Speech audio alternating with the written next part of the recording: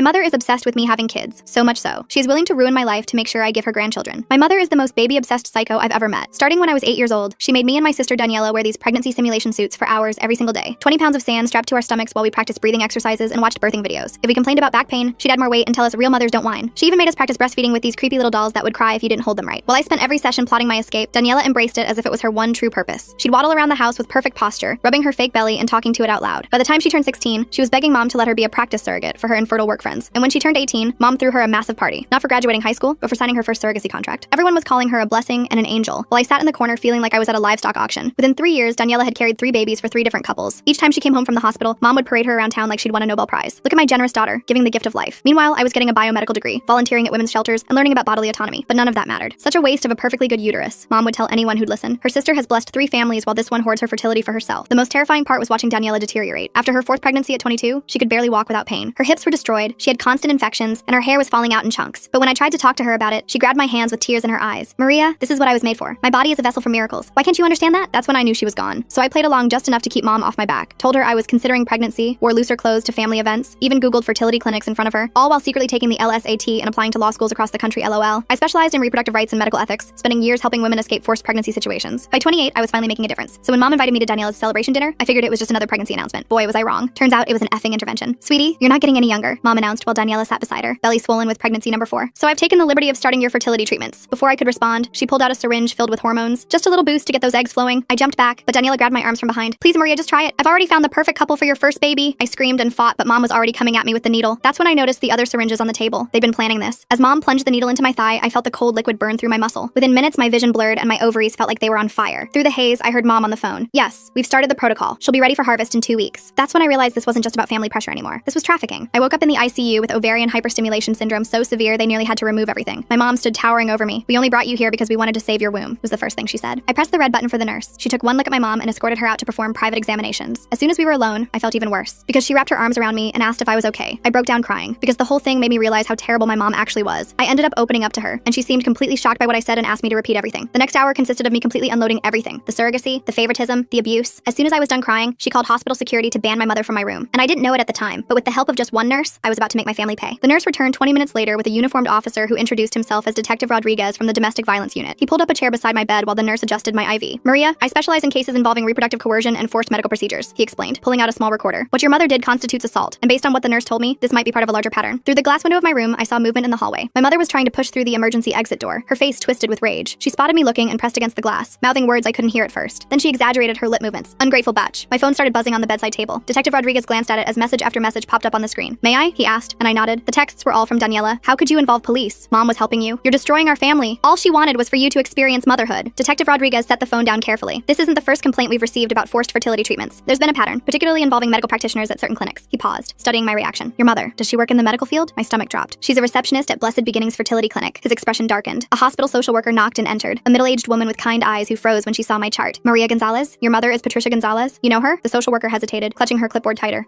We've had some interactions. Let me get you some resources. She fumbled through her papers, clearly uncomfortable. Detective Rodriguez made notes while I described the intervention dinner. The social worker kept glancing at the door, and I noticed her hands shaking slightly as she handed me pamphlets about domestic violence resources. I need to check something, I said, reaching for my phone. I logged into my medical portal, scrolling through recent documents. There it was, dated 3 months ago, right after I'd casually mentioned to Mom that James and I were thinking about our future. My medical power of attorney had been changed to my mother. This isn't my signature, I said, showing them the document. The handwriting was similar to mine, but slanted differently, the way someone might write if they were tracing. Before anyone could respond, a man in an expensive suit strode into the room. I'm representing Patricia Gonzalez. I understand there's been a misunderstanding regarding my client's daughter's medical care. That was fast, Detective Rodriguez muttered. The lawyer smoothed his tie. Maria is clearly suffering from hormone-induced psychosis. Her mother was simply trying to help when Maria became violent. We're requesting an immediate psychiatric evaluation. I'm not psychotic, I protested. The hormones in your system suggest otherwise. Ovarian hyperstimulation can cause severe mood disturbances, paranoia, even hallucinations. The hallway suddenly filled with noise. Daniela appeared with 5 small children clinging to her maternity dress. Aunt Maria needs help, she announced loudly to anyone who would listen. She's been struggling with jealousy issues for years. Hospital security arrived, trying to maintain order as the children started crying. Daniela bounced the youngest on her hip while rubbing her pregnant belly with her free hand. I grabbed my phone to call my law firm, needing backup. The receptionist answered on the second ring. Oh, Maria, your mother called earlier. She explained about your situation. Don't worry. We're handling your caseload while you recover. What? No, I'm fine. I need to speak to... The partners think it's best if you focus on getting better. Your mother said the breakdown was quite severe. I hung up, my hands trembling. Through the window, I watched my mother pull something from her purse, showing it to her lawyer. Keys, my apartment keys, my car keys. She started reciting something, and though I couldn't hear her, I recognized the pattern. She was listing my work schedule. Monday, she has court at 9. Tuesday is client meetings until 6. Wednesday, she volunteers at the women's shelter. The lawyer nodded along, taking notes. James burst through the door, still in his work clothes. Maria, I got your text. But Daniela intercepted him in in the hallway, placing a manicured hand on his arm. I couldn't hear what she was saying, but I saw her gesture toward me, then touch her temple in the universal sign for crazy. She pulled out her phone, showing him something on the screen. The nurse who'd been helping me earlier returned with a plastic bag. "These are the belongings you came in with," she said, but her expression was troubled. She pulled out several glossy brochures from Blessed Beginnings Fertility Clinic. "Those aren't mine," I said immediately. She unfolded one of the brochures. Inside was a consent form for egg retrieval, dated last week. The signature matched the one on my power of attorney document. The hospital administrator appeared in the doorway, a thin woman with a practiced smile. "Given the circumstances and the family's concerns, we think it might be best to transfer Maria to our psychiatric ward for a full evaluation, just as a precaution." Through the glass, my mother smiled. Detective Rodriguez stood up. "She's not going anywhere without a court order." "Of course," the administrator said smoothly. "We're simply considering all options for Maria's well-being." My phone buzzed again. This time it was my law school mentor, Professor Chen. "Just got off the phone with your mother. She's very concerned about your pregnancy delusions. Said you've been fixating on having a baby, but your body won't cooperate. Is everything okay?" I wanted to scream. Every avenue of my life was being systematically poisoned. I looked at Detective Rodriguez, then at the social worker who still wouldn't meet my eyes, then at James in the hallway with Daniela still whispering in his ear. "The evaluation," I said suddenly. "I'll do it. I'll prove I'm competent." The lawyer smiled. "Excellent. Dr. Margaret Whitfield will perform the evaluation. She's the best in the state." The name sounded familiar. Then it hit me. Mom's Book Club. Dr. Whitfield had been coming to our house for monthly meetings for over a decade, but it was too late to take it back. The administrator was already making arrangements, and my mother's smile through the glass had turned triumphant. The nurse squeezed my hand as she checked my IV one more time. She leaned close, pretending to adjust my pillow. "Whatever happens, don't sign anything else," she whispered. "And check your phone's location settings. Someone's been tracking you." As everyone filed out to make arrangements for my evaluation, I noticed something else. Daniela was showing James her phone again, and this time I caught a glimpse of the screen. It was a text conversation, but not recent ones. These were from 2 years ago, when James and I had first started dating, and I'd mentioned that maybe someday, far in the future, we might want kids. She was building a case that I'd always wanted children, that this was all my own frustrated desire manifesting as paranoia, and from the look on James's face, it was working. The psychiatric evaluation was scheduled for tomorrow morning. As I lay in that hospital bed, watching my mother orchestrate my destruction through a pane of glass, I realized the true horror of my situation. She'd been planning this for years, waiting for the perfect moment to spring her trap, and I'd walked right into it. The psychiatric evaluation was set for 8 a.m. I spent the night rehearsing answers in my head, trying to anticipate Dr. Whitfield's questions. The nurse from earlier shift had slipped me a sedative, whispering that I'd need rest to appear stable, but sleep wouldn't come. Every time I closed my eyes, I saw my mother's triumphant smile through that glass. Around 3 a.m., my phone lit up with an Instagram notification. Daniela had posted a photo from last month's family dinner. There I was, slumped in my chair, eyes glazed. The caption read, "Praying for my sister's fertility journey. Some women struggle more than others to accept their maternal calling." Posted 3 weeks ago, but I was just seeing it now. The comments were full of sympathy for her and concern for me. I scrolled through her feed with growing horror. She'd been documenting my journey for months. Photos of me at family gatherings, always looking tired or distracted, captions about my baby fever and fertility struggles. In one video, I was playing with her youngest daughter, and Daniela had added text overlay. "She'll be such a good mom when she stops fighting nature." My work email pinged, then pinged again and again. I opened it to find my inbox flooded with messages. The subject lines made my blood run cold. "Thinking of you during this difficult time. Take all the time you need. Your health comes first." My mother had sent an email to my entire firm from my account. I read it with shaking hands. "Dear colleagues, I'm writing to inform you that I'll be taking an indefinite leave of absence to address some personal health matters. As many of you know, I've been struggling with fertility issues and the emotional toll has become overwhelming. My family is helping me get the treatment I need. Please redirect all urgent matters to the managing partners. Thank you for your understanding during this difficult time. Maria." The timestamp showed it was sent at 2:47 a.m. while I was lying here wide awake. I tried to log into my work account to send a retraction, but my password had been changed. My hands fumbled with the password reset, but the recovery email had been switched to one I didn't recognize. My mother had locked me out of my own professional life. 3 of my clients had already responded with supportive messages. Women I'd helped escape abusive situations, now believing I was having a mental health crisis. One wrote, "I always sensed you carried deep pain about motherhood. Please don't let it consume you like it almost consumed me." The irony made me want to vomit. By 6 a.m., the psychiatric ward's morning shift was arriving. I watched through my door's window as staff members whispered to each other, glancing in my direction. News traveled fast in hospitals. They all knew I was the woman who'd attacked her mother for trying to help with fertility treatments. A breakfast tray arrived, but I couldn't eat. My hands shook too badly to hold the plastic spoon steady. When I tried to drink the juice, I noticed a bitter aftertaste and set it down immediately. After what I'd learned about the drugging at family dinners, I couldn't trust anything. Detective Rodriguez arrived at 7:30, looking exhausted. "I've been investigating all night," he said quietly, pulling his chair close. "Your mother's name appears in several concerning patterns at that fertility clinic. But Maria," he hesitated, "the evidence is complicated. She's been very careful to make everything look like loving family support." "What kind of patterns?" I asked. "Young women, mostly from troubled backgrounds, who suddenly decide to become egg donors or surrogates after meeting with clinic staff. Your mother often handles their intake paperwork." He showed me a folder. "But here's the problem. They all sign consent forms. They all pass psychological evaluations. On paper, everything looks legitimate, because the system is designed to protect the clinic, not the women," I said. He nodded grimly. "I need more evidence to build a case. But right now, I'm more concerned about getting you through this evaluation safely." Dr. Whitfield arrived precisely at 8 a.m., carrying a leather briefcase and wearing a sympathetic smile that didn't reach her eyes. She was exactly as I remembered from Mom's Book Club meetings. Silver-haired, professionally dressed, with reading glasses on a pearl chain. "Maria, dear," she said warmly, "your mother has told me so much about your struggles." Detective Rodriguez started to object, but she held up a manicured hand. "I'm afraid this evaluation must be conducted privately. Standard protocol." "I'm staying," he said firmly. "Then I'll have to note in my report that the patient required police supervision, which suggests violent tendencies." Her smile never wavered. "Your choice, detective." He looked at me, jaw clenched. I nodded slightly. We both knew she'd already made up her mind about her report. Having him removed would just give her more ammunition. After he left, Dr. Whitfield settled into the visitor's chair and opened her briefcase. Inside, I glimpsed what looked like completed forms. The evaluation results, already written. "Now then," she began, pulling out a tablet. "Let's talk about your relationship with motherhood." For the next hour, every question was a trap. When I explained I'd chosen career over children, she typed notes about defensive rejection of femininity. When I mentioned helping women escape reproductive coercion, she murmured about projection of internal conflicts. When I tried to tell her about the forced injection, she asked if I often felt persecuted by maternal figures. "Your mother mentioned you've been playing with dolls recently," she said, studying me over her glasses. "What? No, I haven't. She found them in your apartment. Baby dolls, hidden in your closet." She showed me a photo on her tablet. 3 dolls I'd never seen before, tucked behind my winter coats. It's quite common for women experiencing fertility grief to regress to childhood coping mechanisms. I stared at the photo, my mind racing. The dolls were positioned carefully, slowly, as if someone had staged them. One was holding a tiny bottle. Another had a miniature diaper bag. The third was wrapped in a blanket that looked handmade. Those aren't mine, I said. Denial is also common, doctor. Whitfield replied, typing rapidly. Maria, there's no shame in wanting children, but when that desire becomes so overwhelming that you lash out at family members trying to help, she injected me with fertility hormones against my will. She tried to give you a vitamin supplement, according to witnesses. You became violent and had to be restrained. She tilted her head sympathetically. The mind can play tricks when we're under stress. Sometimes we misinterpret loving gestures as attacks. My phone buzzed. A notification from my bank. A large withdrawal from my savings account. When I tried to check it, Dr. Whitfield reached over and gently took the phone. Let's focus on our conversation, she said, placing it in her briefcase. Tell me about your jealousy toward Daniela. I'm not jealous of my sister. 7 successful pregnancies, a loving family, the admiration of your community. She leaned forward. Meanwhile, you've dedicated your life to preventing other women from experiencing motherhood. Don't you see the connection? Every protest I made was twisted into evidence of my instability. By the time she finished, she painted a picture of a woman so consumed by fertility grief that she'd constructed an elaborate persecution fantasy, rather than admit her own desires. I'm recommending a 72-hour hold for observation, she announced, closing her tablet. With continued therapy, I believe we can help you work through these delusions. You can't do this, I said. I know my rights. Of course you do, dear. You've spent years studying law to compensate for what you perceive as your feminine failures. She stood, smoothing her skirt. The hold begins immediately. Psychiatric transport will be here within the hour. After she left, I grabbed the room's phone to call someone, anyone, but who? My firm thought I was having a breakdown. My boyfriend was being poisoned against me by my sister. My bank accounts were being drained. Even my mentor had been reached by my mother's campaign. The transport team arrived while I was still holding the dead phone. 2 orderlies with kind faces and firm grips. They spoke to me like I was fragile, dangerous, unpredictable. The nurse who'd helped me earlier was nowhere to be seen. As they prepared me for transport, I saw my mother in the hallway. She was talking to Dr. Whitfield, occasionally dabbing at her eyes with a tissue. The concerned mother, bravely handling her daughter's mental health crisis. Other staff members patted her shoulder sympathetically. The psychiatric ward was in a separate building, connected by an underground tunnel. The fluorescent lights hurt my eyes as they wheeled me through. The orderly pushing my wheelchair hummed tunelessly. The sound echoed off the concrete walls, mixing with the squeak of wheels and the distant clang of doors. My new room was small and sterile. White walls, a narrow bed with restraint straps visible, a small window with reinforced glass. They gave me paper scrubs to wear and took my belongings for safety reasons. The nurse doing intake was young, efficient, and clearly uncomfortable. Any history of mental illness? She asked. Number of sewer slide attempts? Number of violent episodes? No, wait, they're saying I attacked my mother, but I'll put down one recent episode. She typed quickly. Dr. Whitfield's orders say you're to have no visitors except family for the first 24 hours. No phone calls. It's for your own stability. That's illegal. I have the right to contact my lawyer. She bit her lip. I'll have to check with the attending physician about that. But the attending physician was conveniently unavailable, as were the patient advocates, the ward administrator. Everyone who might help was somehow unreachable. I was trapped in a bureaucratic maze designed to look like treatment. My mother arrived that afternoon with a suitcase. I brought you some comfortable clothes, she announced, setting it on the bed, and some photos of Daniela's babies. I thought they might help you remember what we're working toward. She unpacked methodically. Maternity clothes, all in my size. Prenatal vitamins, a journal titled My Fertility Journey, with the first several pages already filled out in handwriting that looked almost like mine. Photos of babies I'd never met, labeled with names like your nephew and your godson. The retrieval is scheduled for next week, she said conversationally, hanging up a dress clearly designed for a pregnant woman. Dr. Martinez at the clinic is very optimistic about your egg quality. 28 is still young enough for excellent results. I'm not consenting to egg retrieval. Of course not, dear. Not in your current state. She smoothed the dress on its hanger. That's why I've petitioned for temporary medical conservatorship, just until you're thinking clearly again. She pulled out a folder thick with documents. Legal forms, medical papers, psychiatric evaluations. My signature on half of them, forged but convincing. A paper trail stretching back months, documenting my supposed descent into fertility obsession. Your work friends have been so supportive, she continued. Several have written letters for the conservatorship hearing. They've noticed your preoccupation with pregnancy for some time, apparently. All those pro bono cases for pregnant women, they thought you were working through something personal. I watched her redecorate my psychiatric room into a nursery in waiting. She'd brought a small ultrasound photo in a frame, labeled Baby Gonzalez with next month's date, a mobile with tiny elephants, a book about pregnancy nutrition, each item carefully chosen to support her narrative. Daniela sends her love, Mom said, pulling out her phone. She's been so worried about you. She showed me a video. Daniela in a hospital bed, surrounded by flowers, cradling her newest baby. Hi, Maria, my sister said to the camera, her voice weak but warm. I just wanted you to know that I love you. And when you're ready, there's a wonderful couple waiting to give your babies all the love in the world, just like mine are getting. Don't fight this, okay? Let Mom help you. She only wants what's best. The baby in her arms started crying. Daniela winced as she adjusted her position, and I saw the flash of pain across her face. The camera shook slightly. Whoever was filming had noticed too. Then the video cut off. She's so brave, Mom said, tucking the phone away. 5 pregnancies now, and she never complains, unlike some people. A commotion in the hallway interrupted her. Raised voices, then the sound of security being called. Through the small window in my door, I saw the nurse who'd helped me in the ICU being escorted out by security. She was carrying a box of personal items, her face flushed with anger. My mother followed my gaze and smiled. Oh yes, she was let go this morning. HIPAA violations, I heard. Sharing patient information without authorization. Such a shame. She seemed like a nice girl. The message was clear. Anyone who helped me would pay the price. After Mom left, I tried to sleep but couldn't. The bed was too firm, the room too bright, the sounds of the ward too unsettling. Someone down the hall was crying. Another patient kept asking for their mother. The night nurse did checks every hour, shining a flashlight through the window. Around midnight, a different nurse slipped into my room. She was older with graying hair and tired eyes. I don't have long, she whispered, but I knew your nurse friend. She asked me to give you this. She pressed a small piece of paper into my hand. A phone number, nothing more. Call it when you can, she said. Not from here. They monitor the ward phones, but when you get out, she glanced nervously at the door. There are more of us than you think. Women who've seen what happens at that clinic. We've been too scared to speak up. She left as quickly as she'd come. I memorized the number and then tore the paper into tiny pieces, flushing them down the toilet. Evidence of conspiracy, my mother would call it. Proof of paranoid delusions, Dr. Whitfield would say. The next morning brought group therapy. 6 women in a circle, sharing their struggles. The therapist, a young man with an earnest face, encouraged us to explore our relationships with femininity. When my turn came, I stayed silent. Anything I said would be documented, twisted, used against me. Maria is working through some fertility grief, the therapist explained to the group. Sometimes that manifests as rejection of traditional female roles. One of the other women, barely out of her teens, looked at me with sympathy. I get it, she said. I used to think I didn't want kids either, but therapy helped me realize I was just scared of not being good enough. I wanted to scream that not wanting children was a valid choice, that femininity wasn't defined by reproduction, that I was here because I'd helped too many women escape exactly this kind of pressure, but I just nodded and let them draw their own conclusions. Lunch was in a common room with barred windows. I picked at the food, still paranoid about substances. My table mate, an older woman with hollow eyes, leaned over conspiratorially. First time? She asked. I nodded. Word of advice, agree with everything they say. Fastest way out is through compliance. She stirred her pudding absently. I've been here 6 times. Keep fighting my daughter about custody of my grandkids, but this time I'm gonna play along. Tell them I understand boundaries, accept my role. Her laugh was bitter. Whatever gets me out, right? That afternoon, I had individual therapy with Dr. Whitfield. She'd set up a permanent office on the ward to better serve my patients. The walls were covered with inspirational posters about motherhood and healing. Your mother tells me you were asking about the retrieval procedure, she began. I wasn't. It's natural to be curious. Many women find that understanding the medical process helps alleviate their fears. She pulled out a brochure from Blessed Beginnings. The clinic has an excellent success rate, and the couple your mother has selected is just lovely. He's a doctor, she's a teacher, they've been trying for 5 years. I'm not donating my eggs. Of course not. You're donating the possibility of life. There's a difference. She made a note on her pad. Maria, I want you to try something. Close your eyes and imagine holding your biological child. Even if another woman carries them, they'll still be yours in the way that matters. I kept my eyes open, staring at her diplomas on the wall, all from respectable institutions, all legitimate. This wasn't some back alley operation. It was a fully licensed psychiatrist in an accredited hospital doing exactly what the system allowed her to do. Resistance is normal, she continued, but I think deep down, you know your mother is right. You've spent so many years fighting your nature that you've convinced yourself the fight is the purpose. But what if you just let go? James came during visiting hours, but I was told family only. Daniela arrived instead, moving slowly, one hand supporting her belly. She'd brought her 5 children, who fidgeted uncomfortably in the sterile visiting room. Aunt Maria is sick, she told them, but she's getting better. The oldest, a girl about 6, studied me solemnly. Grandma says you're going to have babies soon too. That's right, sweetheart, Daniela said before I could respond. Aunt Maria just needs some help remembering how much she wants them. She'd brought photos from our childhood, the 2 of us with those horrible pregnancy suits, but she'd edited them somehow. In these versions, I was smiling, playing along, happy. Remember how you used to name your pretend babies? She asked. You had a whole list. Emma, Sophia, little James Jr. If it was a boy. That was you, I said quietly. Those were your names. No, Maria. She pulled out a notebook, weathered and familiar. My childhood diary. She opened it to pages I didn't remember writing. Lists of baby names and handwriting that looked like mine but wasn't. See? You've always wanted this. The stress just made you forget. The children watched our exchange with wide eyes, learning, absorbing, seeing how Aunt Maria was being helped to remember her true purpose. The oldest kept glancing at her mother's swollen belly, then at my flat stomach, confusion clear on her face. After they left, I found myself in the bathroom, staring at my reflection. The fluorescent lights made me look pale, hollow, like the other women on the ward. I wondered how many of them were here for similar reasons, how many had fought too hard against expectations and ended up labeled as crazy. That evening, there was an incident. A new patient, young and terrified, had been brought in screaming about being forced to have a baby. Security had to restrain her while nurses administered sedatives. Through my cracked door, I heard fragments of her story. Religious parents, pregnancy pact, escape attempt. By morning, she was calm, compliant, sitting in group therapy talking about how she'd misunderstood her family's love. Sometimes we perceive care as control, the therapist said, nodding approvingly. But with medication and therapy, we can learn to accept support. I watched her carefully, the slight tremor in her hands, the delayed responses, the way she agreed with everything, even contradictory statements. They'd medicated her into submission, and everyone pretended it was healing. My own medication arrived with breakfast, just to help with the anxiety, the nurse explained. I recognized the pills, mild sedatives, nothing too serious. But I knew they were just the beginning. Refuse too long, and they'd find reasons for stronger interventions. I palmed the pills, pretended to swallow. Later, I'd flush them like the phone number, but I couldn't keep this up forever. Eventually, they'd do mouth checks, inject medications, find ways to ensure compliance. The conservatorship hearing was in 3 days. Dr. Whitfield assured me it was just a formality, and that I didn't need to attend. Your mother will handle everything. You just focus on getting better. But I knew what that hearing meant. Once she had conservatorship, she could consent to anything on my behalf. Egg retrieval, hormone treatments, even forced pregnancy if she found a suitable way to frame it as therapeutic. That night, I lay awake planning. Not escape, that would only prove my instability, but compliance. Strategic, calculated compliance that might get me released before the hearing. I'd have to become what they wanted to see. A woman who'd accepted her true desires, who understood her mother's love, who was ready to embrace motherhood. The performance would have to be perfect. One slip, one moment of resistance, and I'd be here indefinitely. But if I could convince them I'd had a breakthrough, shown proper gratitude for their help, maybe, just maybe, I could get out in time to fight the conservatorship. I thought about all the women I'd helped over the years, how many had been in similar positions, trapped by family expectations, medical systems, legal frameworks that prioritized reproduction over autonomy. I'd fought for them in courtrooms and shelters. Now I had to fight for myself with the only weapons left, manipulation and lies. The irony wasn't lost on me. To prove I was sane, I had to act crazy. To maintain my autonomy, I had to surrender it. To escape my mother's control, I had to embrace everything she wanted me to be. Tomorrow, I'd start my performance, cry in therapy about my empty womb. Thank Dr. Whitfield for helping me see the truth. Ask Daniela for advice about egg donation. Let my mother dress me in those maternity clothes and tell her how right they felt. Every word would burn. Every gesture would betray everything I believed. But it was the only way out that didn't involve a needle in my arm and stirrups in an operating room. The night nurse did her check, flashlight sweeping across my face. I kept my breathing even, feigning sleep. Down the hall, someone was crying again, or maybe still. In places like this, the crying never really stopped. 3 days. I had 3 days to convince them I was cured of the terrible affliction of not wanting children. 3 days to perform the most important act of my life. The real tragedy was that I knew I could do it. Years of watching Daniela had taught me exactly what to say, how to act, what they wanted to see. I could become the perfect patient, grateful for their intervention, eager to fulfill my biological destiny. And maybe that was the worst part. Not that they were trying to break me, but that I knew exactly how to let them think they'd succeeded. The next morning, I woke with newfound determination. During group therapy, I raised my hand for the first time. I think I understand now, I said, letting my voice crack. All these years, I've been running from what I really wanted. The therapist leaned forward eagerly. Tell us more, Maria. I described a fabricated dream about holding a baby, watching the other women nod knowingly. When Dr. Whitfield arrived for our session, I was ready. I want to apologize, I began, twisting my hands in my lap. You were right. I've been using my career to avoid facing my fertility grief. She practically glowed. This is wonderful progress, Maria. For the next hour, I fed her exactly what she wanted to hear. How jealous I'd been of Daniela's pregnancies. How my work with reproductive rights was really about controlling what I couldn't have. By the end, she was typing furiously, documenting my breakthrough. I think we should tell your mother, she said. She'll be so relieved. When Mom arrived that afternoon, I was wearing one of the maternity dresses she'd brought. The fabric hung loose on my frame, but I kept rubbing my flat stomach the way I'd seen Daniela do countless times. Oh, sweetie, Mom said, tears in her eyes. You look so natural. I let her hug me, fighting the urge to push her away. I'm sorry I fought you, I whispered. You were just trying to help. She pulled back, studying my face. For a moment, I thought she saw through the act. Then she smiled and pulled out her phone. Daniela needs to hear this, she said, already dialing. I spent the rest of the day performing, asking Mom about the egg retrieval process, looking at photos of the couple who wanted my eggs, even practicing breathing exercises from those horrible childhood sessions. Dr. Whitfield was so impressed that she mentioned possibly expediting my release. If you continue showing this level of insight, we might not need the full 72 hours. That night, I couldn't sleep. Tomorrow was crucial. I needed to maintain the performance while somehow getting access to a phone or computer. The conservatorship hearing was in 2 days, and I had to find a way to contest it. The next morning brought a surprise. James arrived during visiting hours, and this time they let him in. He looked exhausted, conflicted. Your mom said you're doing better, he said carefully. I wanted to scream the truth, but I knew they were probably monitoring us. Instead, I reached for his hand. I've been so confused, I said, but I'm starting to understand what I really want. He studied my face, and I tried to communicate silently. His eyes widened slightly. Did he understand? Maybe when you get out, we can talk about our future, he said slowly. I'd like that, I replied, squeezing his hand 3 times. Our old signal for play along. After he left, I felt a spark of hope. Maybe he hadn't completely bought Daniela's lies. That afternoon, I convinced the ward staff to let me use the computer in the day room to research fertility options. Instead, I quickly logged into my email through a web browser. My password still worked on my personal account. I fired off a message to a colleague who specialized in conservatorship law, keeping it vague but urgent. Then I checked my bank accounts. More money had been withdrawn. At this rate, I'd be broke within a week. Finding good information? A nurse asked, approaching. I quickly switched tabs to a fertility clinic website. Just learning about the process, I said brightly. She smiled and moved on. I had maybe 5 more minutes before someone got suspicious. I navigated to the court website and found the conservatorship filing. My mother had claimed I was gravely disabled due to fertility-related psychosis. The hearing was scheduled for tomorrow at 2 p.m. I memorized the case number and courtroom, then cleared the browser history. If I could just get released in the morning, I might make it to court. That evening, Dr. Whitfield called an emergency session. My stomach dropped. Had they discovered my computer use? Your mother told me you've been asking about specific fertility clinics, she said. I'm so pleased with your progress that I'm recommending immediate release. I blinked. Really? You'll need to continue outpatient therapy, of course, but I think you're ready to take the next steps in your journey. She smiled. Your mother has already made an appointment at Blessed Beginnings for tomorrow afternoon, the same time as the conservatorship hearing. That's wonderful, I managed to say. I was released the next morning at 9 a.m. Mom was waiting with a bouquet of flowers and a gift bag. I bought you some prenatal vitamins, she said, handing me the bag. Just to prepare your body. I smiled and accepted them, already planning my next move. Mom, I need to stop by my apartment first. Change clothes, feel normal again. Her smile faltered. Oh, but we have appointments. Please, I said, channeling Daniela's manipulation tactics. I want to look my best when we go to the clinic. This is such an important day. That worked. She drove me to my apartment, though she insisted on coming inside. While she waited in the living room, I locked myself in the bathroom and called the colleague I'd emailed. Maria, I got your message. The hearing is at 2 p.m., right? I'll be there. I can't make it, I whispered. My mother will have me at the fertility clinic. Can you file an emergency motion? Without you present, it's harder, but I have evidence, I interrupted. Check my work email. Password is, I gave her my credentials. There's a folder labeled personal. Everything's there. I hung up as Mom knocked on the door. Everything okay, sweetie? Just nervous. I called back. I emerged to find her rearranging my bookshelf, removing my law texts and replacing them with pregnancy guides she'd brought. Much better, she said. Now, let's get you changed. She'd brought an outfit, a flowing dress that suggested fertility and femininity. I put it on, playing the part. We arrived at Blessed Beginnings at 1:30. The waiting room was full of hopeful couples and young women who looked vaguely disconnected. I recognized the look from my years of advocacy work. Patricia, a nurse greeted my mother warmly. And this must be Maria. We've heard so much about you. They whisked me back for preliminary testing, while Mom filled out paperwork. The nurse chattered about success rates and happy families while drawing my blood. Your mother says you're eager to help a special couple, she said. Very eager, I lied. At 2:15, I asked to use the bathroom. Instead, I slipped out a side door and called a rideshare. The courthouse was only 10 minutes away. I burst into the courtroom at 2:25. The judge was already speaking, my mother at the petitioner's table with her lawyer. My colleague stood at the respondent's table, looking relieved to see me. Your Honor, she said quickly, my client has arrived. Mom's face went white, then red. She's supposed to be at the clinic. Interesting, the judge said dryly. Ms. Gonzalez, are you here of your own free will? Yes, Your Honor, and I'd like to contest this conservatorship petition. The next hour was brutal. Mom's lawyer presented Dr. Whitfield's evaluation, the psychiatric hold, my confession of wanting children. But my colleague countered with the evidence I'd gathered, the forged signatures, the timeline of Mom's planning, the pattern of coercion at the clinic. Your Honor, I said when given the chance to speak, I don't have fertility grief. I have a mother who's built her entire identity around her daughter's reproductive capacity. She drugged me, forged documents, and orchestrated an elaborate campaign to destroy my credibility when I refused to participate in her breeding agenda. Mom started crying. I just wanted grandchildren. Is that so wrong? You have 5 grandchildren, I pointed out. Through Daniela, who can barely walk anymore because of what you've done to her body. She chose that life, did she? Or did you condition her from age 8 to believe she had no other value? The judge called for order. After reviewing the evidence, including the hair follicle test results my colleague had subpoenaed, he made his decision. The petition for conservatorship is denied, he said firmly. Furthermore, I'm issuing a restraining order. Ms. Patricia Gonzalez, you are to have no contact with your daughter Maria. Mom wailed. Her lawyer whispered urgently in her ear, but the decision was final. As we left the courthouse, I saw Daniela in the parking lot, struggling to get out of her minivan with her swollen belly. She'd brought all 5 children. How could you? She called out. Mom loves us. She loves what our bodies can do for her, I replied. There's a difference. The oldest child, the 6-year-old girl, tugged on Daniela's dress. Mommy, why is Grandma crying? Daniela didn't answer. She couldn't. Because how do you explain to a child that they're being groomed for the same fate? I walked away, my colleague beside me. What now? She asked. Now I file a complaint with the medical board about Blessed Beginnings, I said, and I start documenting everything for the civil suit. What about your sister? I looked back at Daniela, still standing by her van, children clustered around her like shields. I can't save someone who doesn't want to be saved, but maybe I can protect her daughters. That evening, James came to my apartment. We sat on my couch, the same one where Mom had probably planted those dolls, and talked for hours. I almost believed them, he admitted. The texts, the photos, the stories, it all seemed so real. That's how good manipulators work, I said. They take a grain of truth and build a mountain of lies. He stayed the night. Not romantically, neither of us were ready for that. But having someone there who believed me, who saw through the gaslighting, made me feel human again. The next few weeks were a blur of legal filings. Therapy, real therapy, not Dr. Whitfield's manipulation, and slowly reclaiming my life. My firm welcomed me back after I explained the situation. Several of my clients reached out, apologizing for doubting me. The investigation into Blessed Beginnings revealed what I'd suspected, a pattern of targeting vulnerable women, often referred by concerned family members like my mother. The clinic was shut down pending review. Mom tried to contact me through flying monkeys, mutual acquaintances, distant relatives, even my childhood priest. Each time, I documented it for the restraining order file. Daniela gave birth to her 6th child 6 weeks later. I heard through the grapevine that there were complications, bad ones. She survived, but barely. The doctors told her no more pregnancies. I wanted to feel vindicated, but I just felt sad. She was my sister, despite everything. And now she was facing the reality of a body destroyed in service of someone else's vision. 3 months after the conservatorship hearing, I got a call from an unknown number. I almost didn't answer, but something made me pick up. Aunt Maria? A small voice said. It's Emma, Daniela's oldest daughter. Hi, sweetheart, I said carefully. Is everything okay? Mommy's sick again, and Grandma keeps talking about when I'm older and can have babies. Her voice dropped to a whisper. I don't want to be like Mommy. My heart broke and soared simultaneously. You don't have to be, Emma. You can be whatever you want. Can I